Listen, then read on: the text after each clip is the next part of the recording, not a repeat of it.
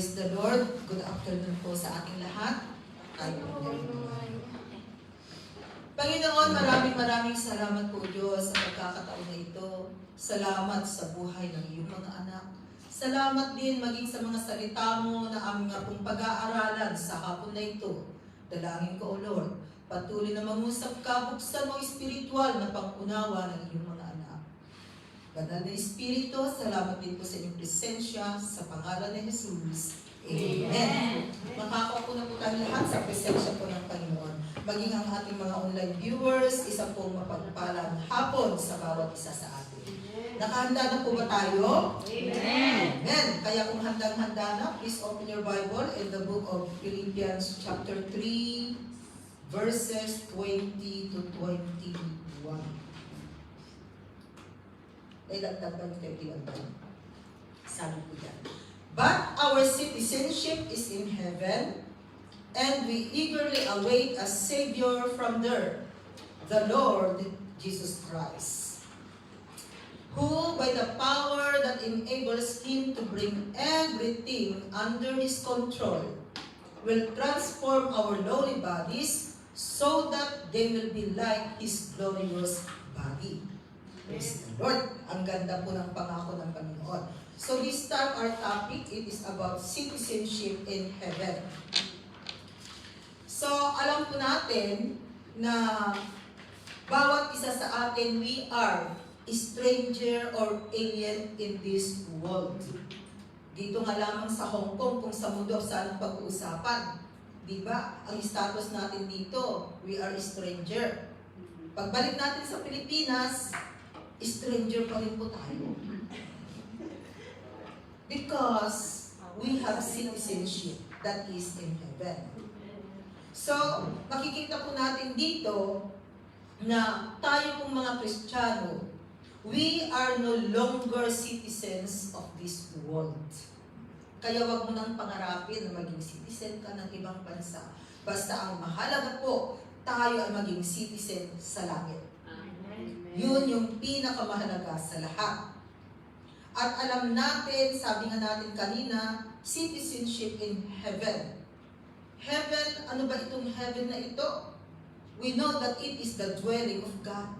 Dito po nakatira ang Diyos. And this is the permanent residence of those who believe in the Lord Jesus Christ.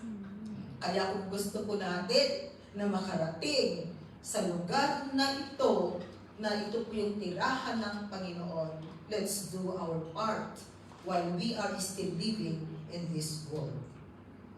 So, what are the qualifications to become citizenship in heaven? Ano nga ba yung mga qualification in order to become citizenship in heaven? Okay? Katulad dito sa Hong Kong, para maging tinatawag na permanent residence in Hong Kong, kinakailangan na hindi po domestic yung ating visa. There are two kinds of visa here in Hong Kong, the domestic visa and the employment visa. So lahat na po ng categories, professionals, they are included in the employment visa. So employment visa and domestic visa. At ang domestic visa, hindi po siya pwedeng maging residente kahit na ilang taon na dito. Not like the employment visa, pag merong 7 years, magiging permanent residence ka na. Ibig sabihin, magiging local people. No? Yung local people, immigration pa ang nagturo sa akin. Kasi nung nagpa-process ako ng mga papers na mga kasama, sabi, how many local people you have in the church? No? Ang alam kong local yun lang mga Chinese. Hindi pala pag na-permanent ka na, you are considered as local people. Sabi ko, sorry, we don't have any local. What? You don't have any local? Sabi sa akin. And then, how about you? I think you are a local citizen in Hong Kong. Napaisip ako, ay oo pala, pag resident pala, permanent resident, you are considered local people in Hong Kong. Kaya hindi ko yun nakalimutan. Yung immigration officer pa. Kasi wala ba sa vocabulary ko yung mga ganoon. Ang alam ko, basta ako'y Pilipino. I'm not Chinese, so I'm not a local. Pero yun pala, magiging local ka pala. So, ganun yung nagiging status. So, ibig sabihin, pag sabi diyan sa ating kanina, may qualification to become citizens in heaven, katulad dito sa Hong Kong. Kinakailangan employment visa ka, kinakailangan mag-stay ka muna ng 7 years. Kasi within that 7 years, marami pang mangyayari. Kung i-recontract ka ng employer mo, it's good. No. Katulad nung pinag-uusapan namin yung isang buwan, naka 6 years, bigla ko na na-terminate ng trabaho. And then wala na, hindi na nakakuha, nasayang.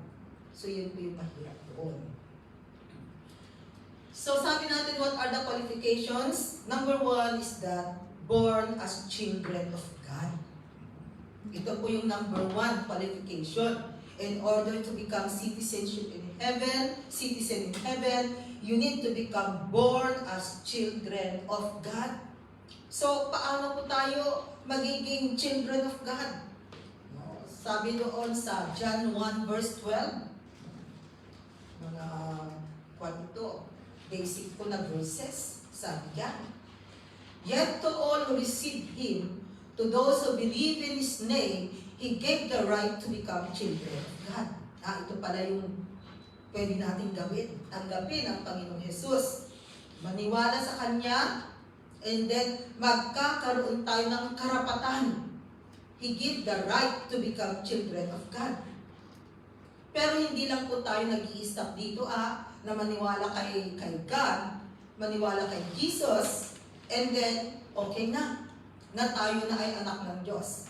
Remember, gagawin din natin yung part natin bilang anak ng Diyos. Katulad in our natural family. Diba? Being the children of our parents, may mga obligasyon tayo, may mga dapat tayong gawin. So, ganun din po in the kingdom of God. And right now, we are having our spiritual family. Kaya kung tutusin, kaya yung tawag mo nga din sa katabi mo, sister. Di ba, hindi mo lang siya tinatawag ng basta-basta yung pangalan niya? Kasi sister, ibig sabihin, magkakapatid. In John chapter 3 verse 3, sabi ulit doon. Yan. And reply, Jesus declared, I tell you the truth, no one can see the kingdom of God unless he is born again. So number 2 qualification, ay still pa rin doon sa number 1, born as children of God. So ibig sabihin, kinakailangang born again.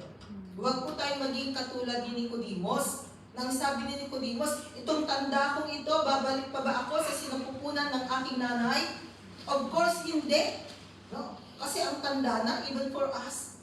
But praise the Lord, kasi dumating yung time na ang bawat isa sa atin ay kinakailangang maborn again. Ano po yung maboborn again?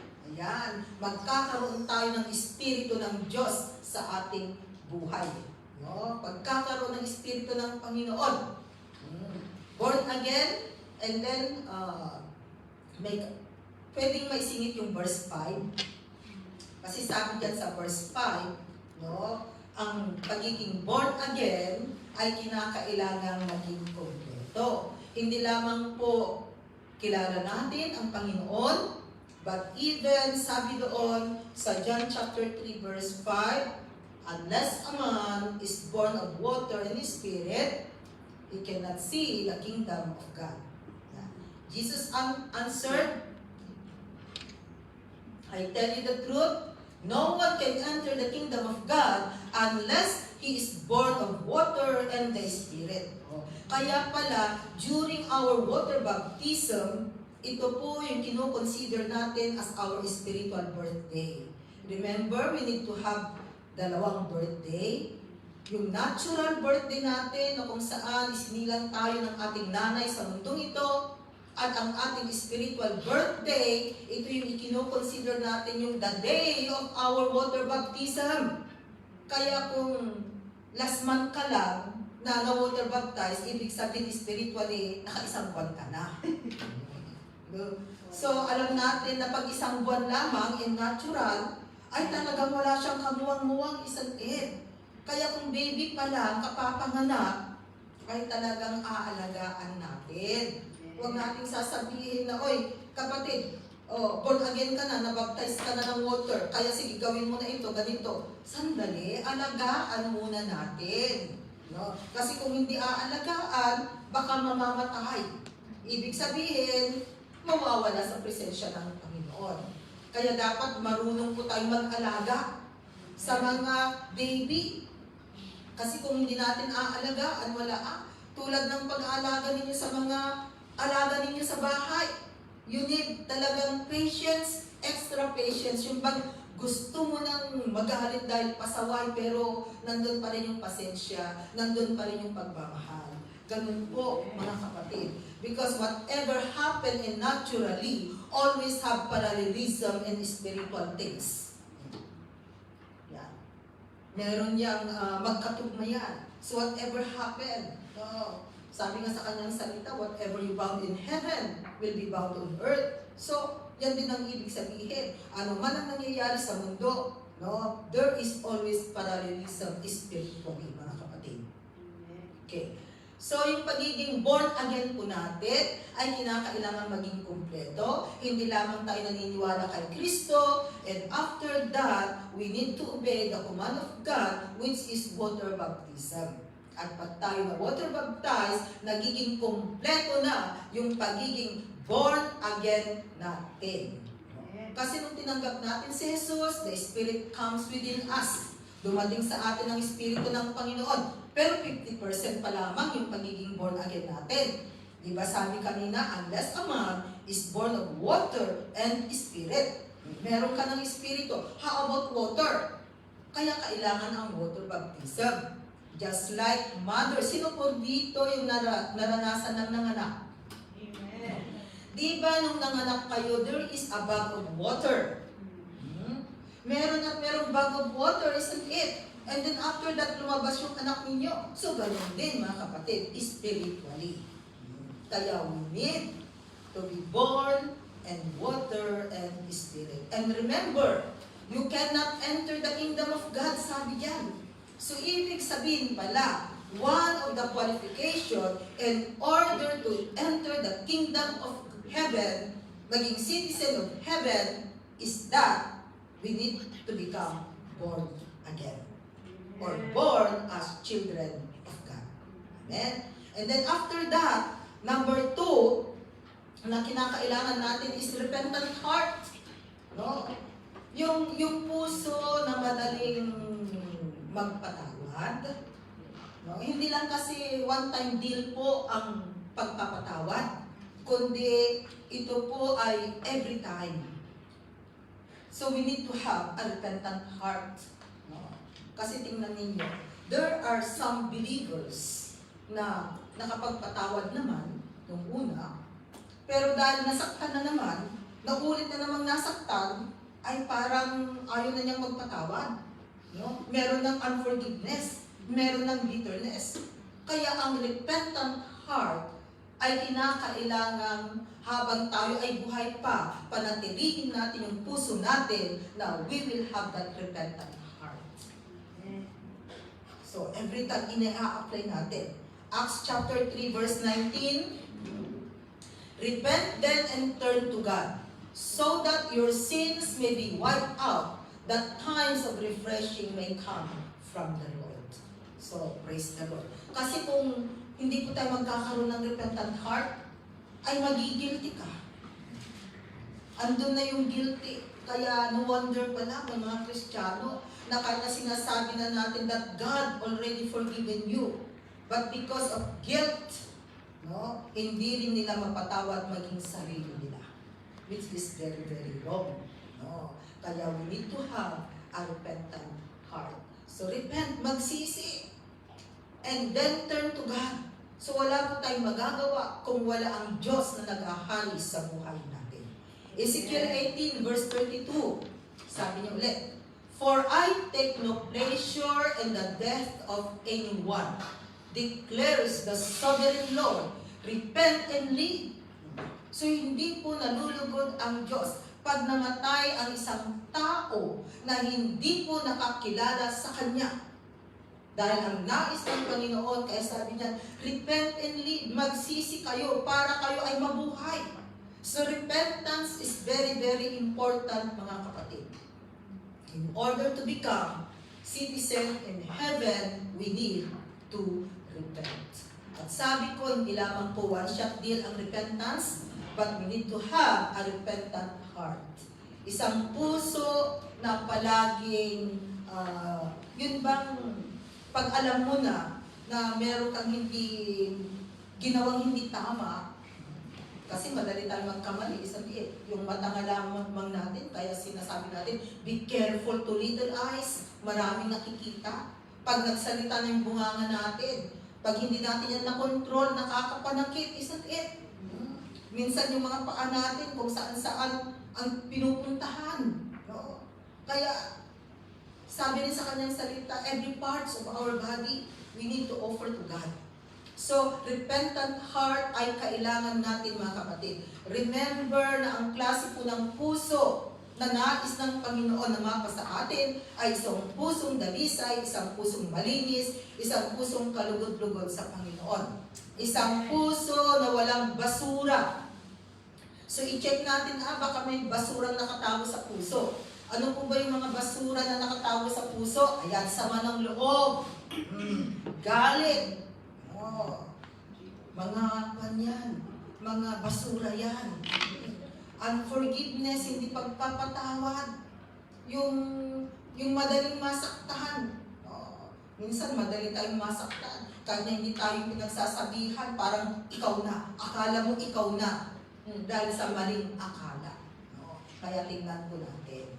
Okay?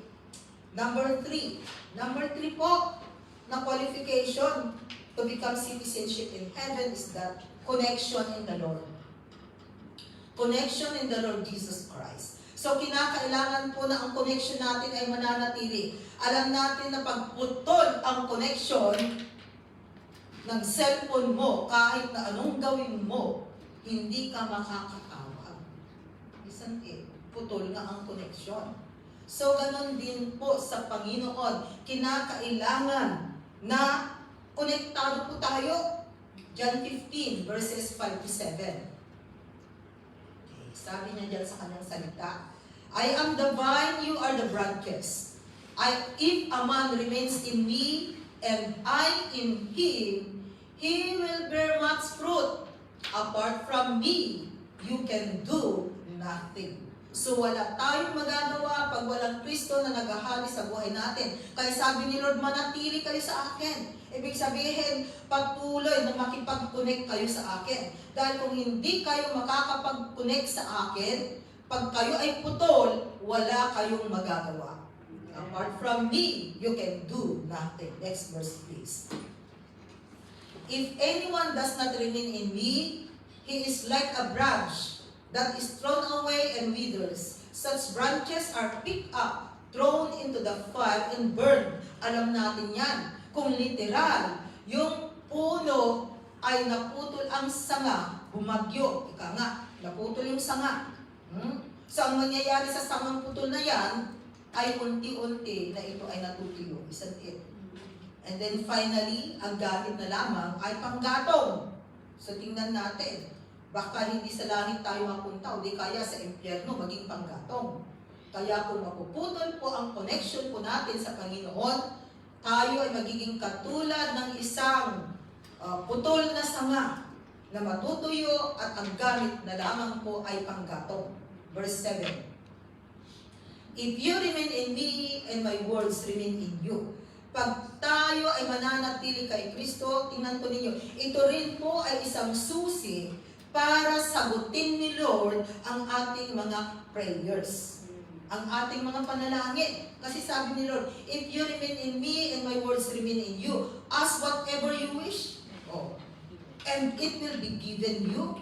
Ang ganda po ng pangako ng Panginoon. Hindi lamang po bibigyan tayo ng command ni Lord, in return, mayroon siyang ibinibigay. Kasi alam ni Lord kasi na tayo mga tao, kailangan natin ng reward. Kaya si Lord, magaling at mas maganda pang mag-reward. Kasi tingnan ninyo, pag manatili kayo sa akin, Sabi niya, no, ano man ang pangangailangan ninyo, ano man ang naisin ninyo, ano man ang gustuhin ninyo, ibibigay ko. Sabi ni Lord. Pag tayo ay konektado. Pero kung hindi tayo konektado, wala po tayong kapangyarihan na lumapit sa Kanya. Dahil sabi ko nga, magiging katulad ka ng cellphone na walang load. Kaya hindi pwedeng tumawag sa Panginoon.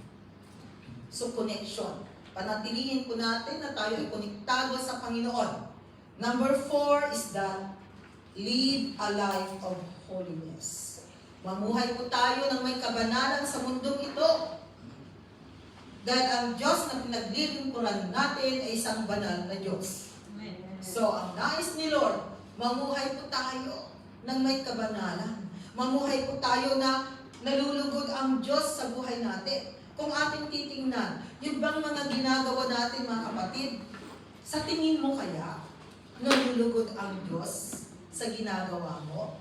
Self-evaluation. Bawat isa sa atin. No? Ano kaya sa palagay natin? Nalulugod kaya ang Panginoon sa ginagawa natin, sa buhay natin sa mundong ito? Kasi sabi niya, live a life of holiness. 1 Peter 1 verse 17. Sabi niya ulit sa kanyang salita, since you call on a Father who judges each man's work impartially, live your lives as strangers here and reverent fear.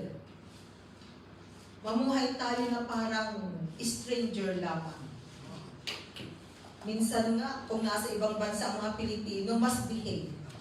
No? Kasi natatakot sila sa law, sa batas ng kinaroroonan nilang lugar. Pero, bakit kaya pag sa Pilipinas, okay lang? Sana dalhin pa rin natin. Yung bang dito, alam natin na pag red light, no, green light, alam natin kung tatawid tayo o hindi. Why not pagdating natin sa Pilipinas, i-apply din natin. Minsan nakakalimutan na natin pagdating natin sa Pilipinas. Hindi sinasabi natin, naku, sa Hong Kong ganito-ganito. Sa Hong Kong pala, naranasan mo pala, bakit hindi mo i-apply din sa Pilipinas? Diba? Dito, pag once na nagbasura ka dyan sa labas, penalty. Sa Pilipinas kaya. Ano kaya sa palagay mo? Basta mo na lang ba itatapon yung basura mo? Kaya, tingnan din natin.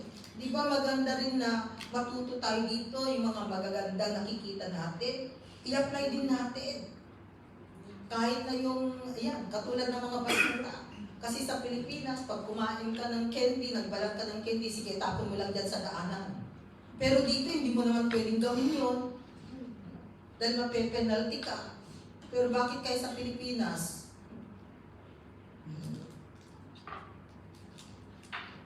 Hello? May guilty pa sa atin dito? Diba? Dapat kung ano rin yung ginagawa natin dito, magiging habit na natin yung gawin din natin. At turuan natin. Kaya sabi din dyan mga kapatid, live your lives as strangers here in reverent fear. Kaya kahit na saan tayo mapunta, just do our part in our service to God. 1 Peter chapter 2 verses 11 to 12. Sabi niya ulit, dear friends, I urge you as aliens and strangers in the world to abstain from sinful desires. Ito yung nais ni Lord. Abstain from sinful desires. Kasi kung titingnan natin nakapaligid sa atin, maraming tentasyon mga kapatid. But remember, temptation is not a sin, but if you're going to yield in that temptation, doon na po nagkakaroon ng kasalanan. Kaya kung tukso lang, hindi mo papatulan ng tukso, hindi ka nagkakasala. Pero pag once na pinatulan mo na ang tukso, pinansin mo na ang tukso, nakipag-partner ka na kay tukso, magkakasala ka na. So, kung tukso, dilayuan mo.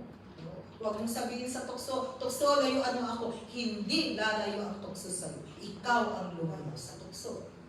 So, dear friends, I urge you as aliens and strangers in the world to abstain from sinful desires which war against your soul. Kaya nga minsan merong tag-war, mga kapatid. No? Because remember, no, ipinanganak tayo sa mundong ito that we have that sinful nature. Kaya may tag-war. Yun bang may nagsasabi, huwag mo nang gawin. Ay hindi, gagawin ko kasi ito ang sabi sa salita ng Panginoon. No? And then, may magsasabi, hindi, okay lang yan. No? Kung hindi mo mapaglalabanan, matatalo ka.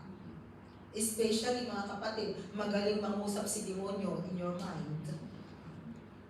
Yung bang parang nagsasalita siya diyan sa isipan. Kaya nga our mind need to be self-controlled and we need to have a clear mind. Next verse. Live such good lives among the pagans that though they accuse you of doing wrong, they may see your good deeds and glorify God on the day He visits us. Live such good lives among the pagans. Alam natin kasi yung mga nakasurround na sa atin, pagbalik po ninyo sa bahay ng amo ninyo, pag sila ay hindi believers, ibig sabihin they are pagans. They are pagans na kinakailangan pa rin ipakita po natin na may Kristo na naghahari sa buhay. So minsan mahirap din maging Kristiyano. Kaya sinasabi, kung hindi lang ako Kristiyano, madam, matagal na kitang pinatulang. Diba? Buti na lang ang Kristiyano ka, kapatid. Dahil sa pagiging Kristiyano, nagkakaroon ng pasensya, isn't it? Kasi kung walang pasensya talaga, ayan. Kaya nagpaparemind si Lord. Kaya tingnan natin. Dahil sabi niya, live such good lives among the pagans. No? Kasi mga pagano sila, hindi sila nakakakilala sa Panginoon. Kaya masabi even in the Word of God that we need to become light to them. Maging ilaw sa kanila. Mahirap man, but we need to do it because it is in accordance with the Word of God. At ito ang nais ng Panginoon na gawin natin. Though they accuse you of doing wrong, they may see your good deeds and glorify God on the day He visits us. Oh. Kahit na pag-ano sila, makikita nila na sasabihin nila, ay, buti pa ito, may Diyos kasi. Did you know na ikino-compare din kayo, lalo na pag mayroon silang naunang mga katulong na hindi Kristiyano? Ay, ikino-compare kayo pag bigla kang napunta sa kanilang mga bahay. At meron din naman na minsan, may mga employer din na gusto nila ay believer. Kasi yung mga nagpurugod na katulong ay mananampalataya. That's why they also want someone to go to the church. Kaya meron tayong member in our Saturday na nung nag-day off siya, talagang yung amo niya ang naghanap ng church. At napadpad dito, dinala niya dito. Nakausap ko yung amo niya during that time. Nung bago po itong kapatid na ito, sis belong to the Saturday group. Ako yung nakausap ng amo. Na sabi niya, because I am Christian and I want my helper to be like me. But I cannot bring in my place because they are Chinese, sabi niya. So, I saw it and I know that it is a Christian church, sabi nung amo. So, noon, chinecheck niya kung talagang dumarating dito yung kanyang helper. But lumaon, talagang nagbunga naman. Because even right now, she is still with us. Itong maintenance to. Na siya rin yung amo. And then one time kinumusta ko, kumusta na si amo mo? Si amo ganito ang ugali niya. And then natawa ako sa kanya, ipakita mo. Kasi kung hindi dahil sa kanya, hindi ka rin naging Kristiyano. Kasi minsan, di ba, pag Kristiyano, parang ang hirap intindihin pag naiiba yung kanyang attitudes or behavior. Sasabihin mo, Kristiyano siya. Buti sana kung hindi Kristiyano, maiintindihan mo pa. No? Yun din ang mahirap minsan. Diba? No? Na Kristiyano, and then, iba yung nakikita mo. So sabi ko sa kanya, it's good. So ipakita mo sa kanya yung talagang totoong Kristiyano. So, praise the Lord. Another, mga kapatid, in order to become citizen in heaven, number 5 natin is that put God's word in your life. put God's Word in your life, nandun po na ipasamuhay po natin ang salita ng Diyos na ating napapakinggan. Dahil ang salita ng Diyos ay makapangyarihan. Kung hindi po makapangyarihan ang salita ng Diyos, mga kapatid, siguro hindi ka na bumalik dito. Pero I believe na kahit pa paano, meron kang naramdaman because of the Word of God na iyong napakinggan. Dahil makapangyarihan po ang salita ng Diyos. No? Ito po yung kapangyarihan na hindi mapapantayan. Lalong-lalo na po, if we obey the Word of God. Talagang meron siyang gagawin sa buhay natin. James chapter 2 verses 17 to 18. Sabi niya dyan, in the same way, faith by itself, if it is not accompanied by action, is dead. Oh. Actually, ganito po tayo noon. Meron tayong pananampalataya. We believe in the Lord Jesus Christ. Alam natin ang Panginoong Jesus. We know that He is the Son of God, isn't it? Kaya nga nung bata tayo, pag December 25, alam natin Christmas. Pag Holy Week, alam natin na ipako sa krus si Jesus. Pero hanggang doon lamang yung ating pangunawa. No? Hindi natin alam. Basta alam natin, anak siya ng Diyos. Hindi nga natin alam na pwede pala niya tayong iligtas sa lahat ng aspetos ng buhay natin. Kulang yung pagkakaalam natin sa Panginoon. At yun yung ginagawa natin ngayon. Kaya nga po, merong salita ng Diyos na ating pinag-aaralan upang sa ganoon ay malaman natin ang mga naisin ni Lord na gagawin natin sa ating buhay. So sa bawat salita ng Diyos na ating napapakinggan, na ating nababasa, if we're going to put it in action, makikita po natin, kapatid, ang gagawin ng salita ng Diyos. Dahil makapangyarihan siya. No? Kaya yung pananampalataya natin, lakipan natin ng gawa. Amen. Hindi lang yung, oo, naniniwala naman ako kay Jesus. Kahit hindi ako pumupunta sa church, hindi ako nagsasamba, okay lang. That is wrong. Because sabi doon sa salita ng Panginoon, 6 na araw na kayo ay magtrabaho at sa ika-7 araw, maglingkod kayo sa akin.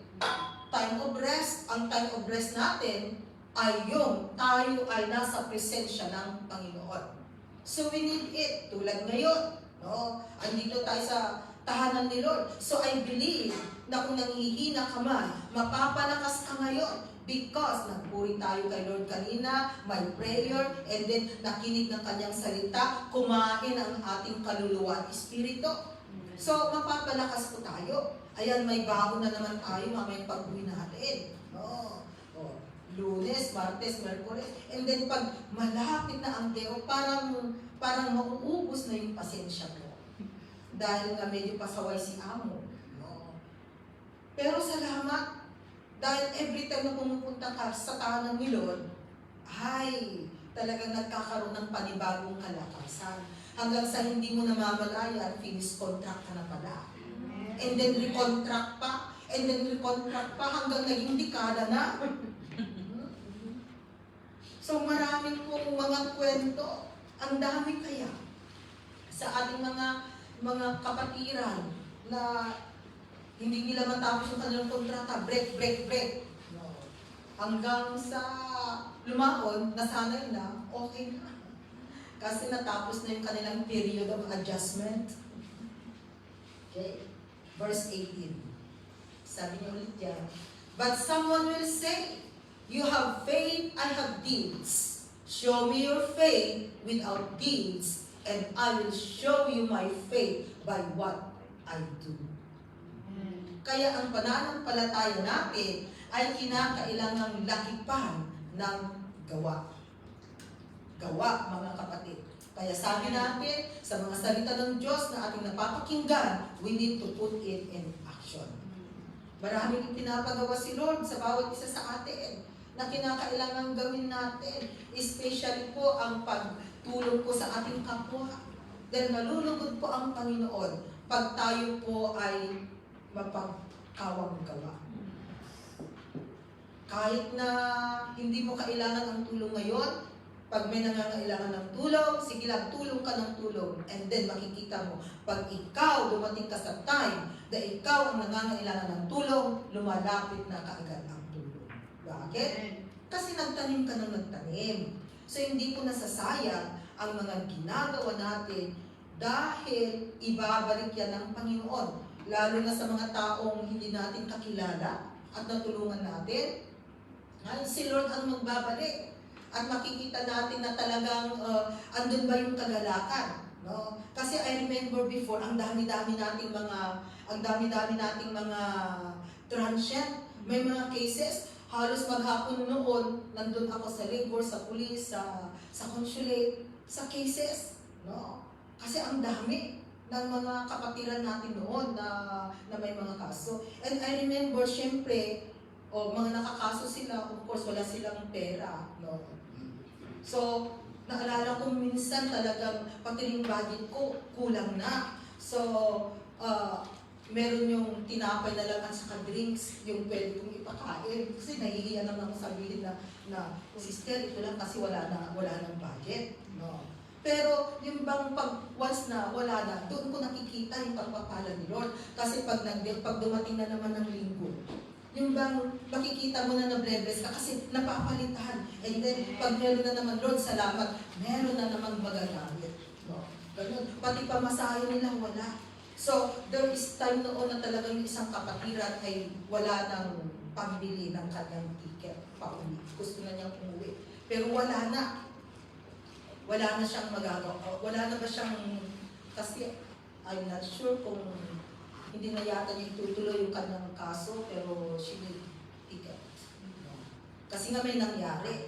Talagang nandun siya sa time na po. So what I do before is that, Lord, bahala na po, Panginoon. No. So I just use my credit card. Lord, bayaran mo ito, Panginoon.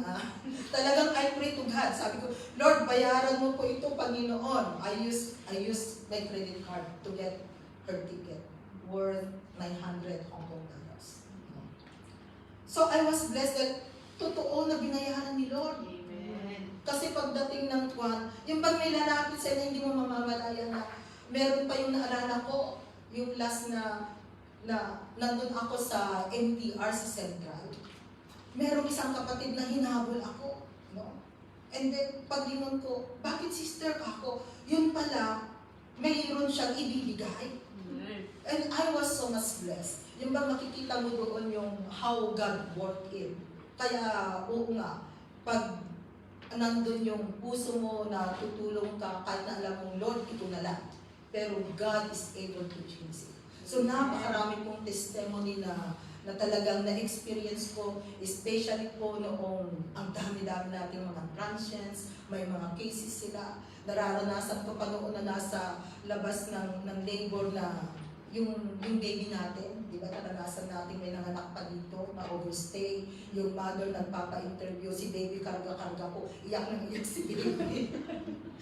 Kaya nung hindi ko na mapatigil talaga yung ginanon ko, excuse me, can I have her mother because I think the baby already want her milk kasi nagpapagatas yung kapatid. So maraming talagang experience, so nakakatuwa. But anyway, nandun po yung kagalakan. Kung maalala pa ninyo, meron yata yung nanganak noon na talagang yung bata, sabi ko, kawawa naman tong baby ito.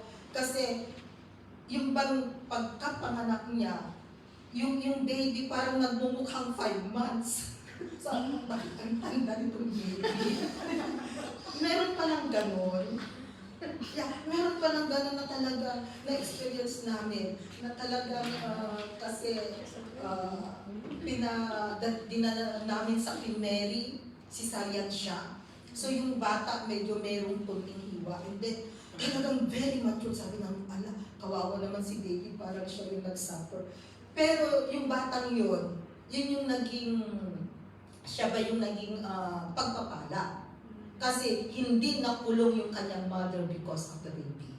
So deportation ang nangyari dito. So even in that situation, kasi nakarinig sila ng salita ng Panginoon, talagang kumilos ang Panginoon.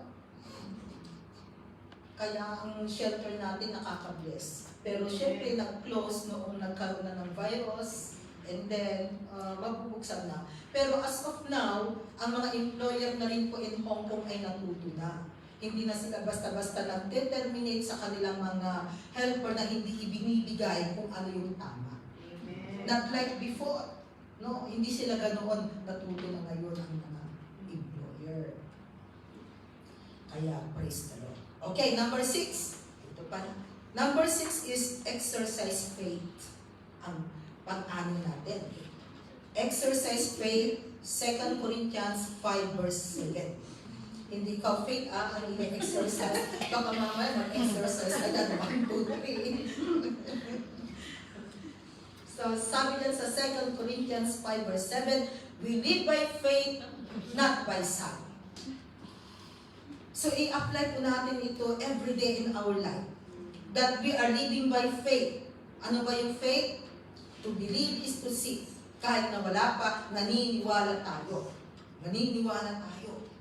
Kaya, di ba, pag ang faith na ito, no, ay i-exercise natin, ay talagang makikita natin. Nagagana siya.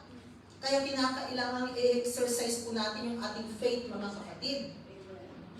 We need to use or to live by faith every day in our life.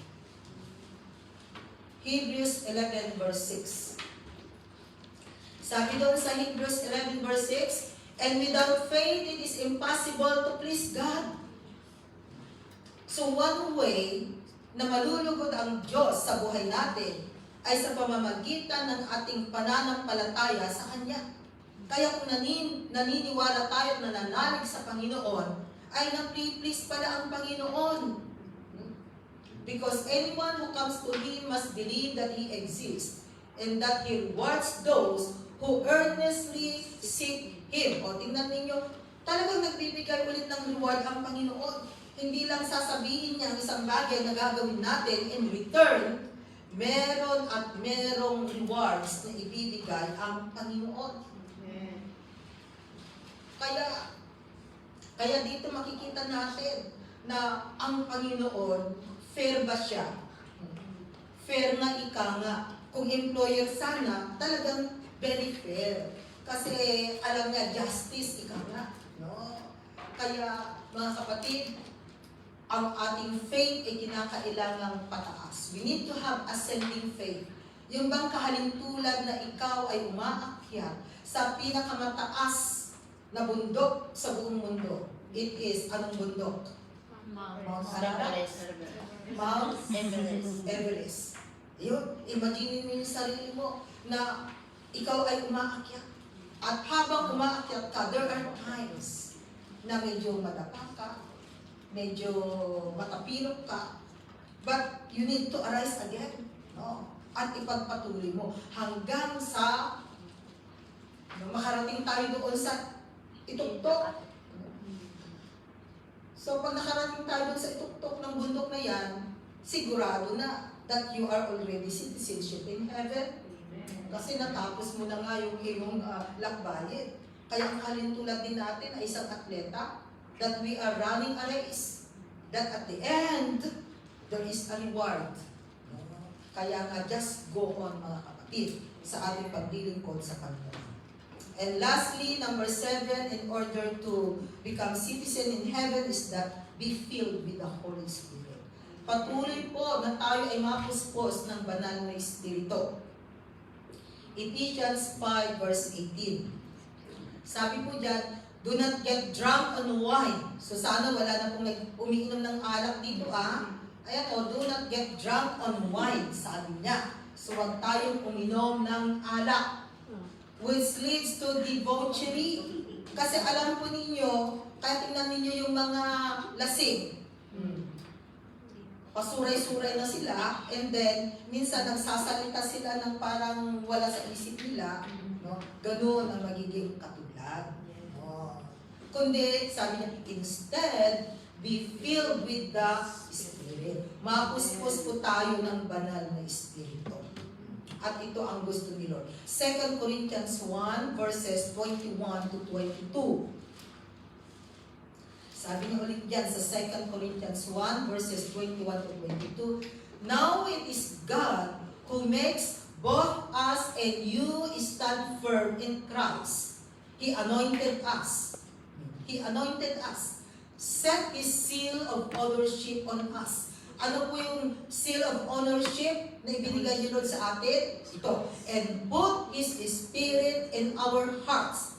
So, ang kwarto po ng banal na Espiritu in our body is our heart. Amen. Sa puso. Kaya nga sabi natin kanina, ang puso natin ay panatiling malinis. Tanggalin ang basura dahil diyan nakatira ang Espiritu ng Panginoon.